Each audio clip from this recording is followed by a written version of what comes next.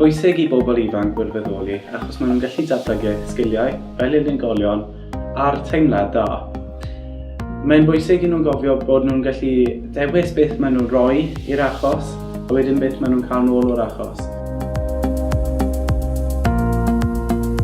Dwi'n credu bod yn bwysig iawn i bobl ifanc gwirfoddoli achos mae'n gyfle iddyn nhw ddysgu nifer o sgiliau newydd, i gael profiadau gwahanol, hyd yn oed falle mynd dramor, cyfarfod pobl newydd, a hefyd rhywbeth dda i roi ar y CV.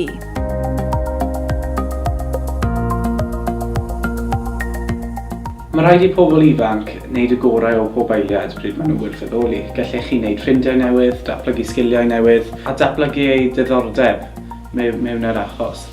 Mae gwirfoddoli yn gallu rhoi opsiynau newydd i pobl, a felly bydd chi byth wedi meddwl amdano o blaen. Cymerwch pob cyfle sy'n dod atoch chi.